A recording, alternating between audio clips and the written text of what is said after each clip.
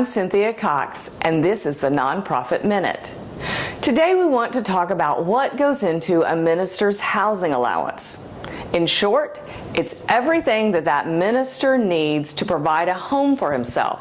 All the costs are actually available to go into the housing allowance.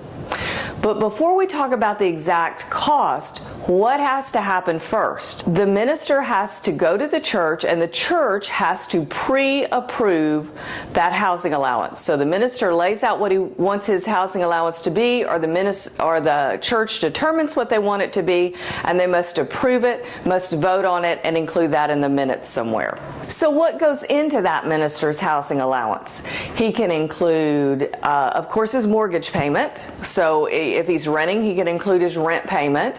He can include repairs that are needed to his home. He can include furnishings that he purchases. He's got to purchase a refrigerator, a new bed, bedding. If he goes out and buys cleaning supplies, toiletries, all those costs that go into that home. Pest control. Now, it doesn't include a maid, so we want to make sure that he doesn't include the cost of a maid, and he doesn't call his wife the maid, because, well, that will cause bigger problems than with the IRS. So any of those costs associated with that home, utilities are a very big factor. The base cost of his home phone is included in that. So just look at all those things and take them through that filter. What does it cost to provide this home for the minister?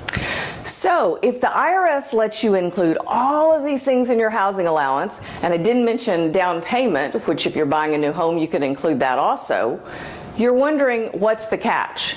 Well, the catch is that it's limited to the lower of three components: the housing allowance that the church has approved for the minister, or the actual expenses incurred by the minister, or thirdly, the fair rental value of your home plus furnishings plus your utilities. And we'll save that for another day and another blog on how that is computed. So this is Cynthia Cox with Cox & Associates, CPAs LLC, and we look forward to serving you.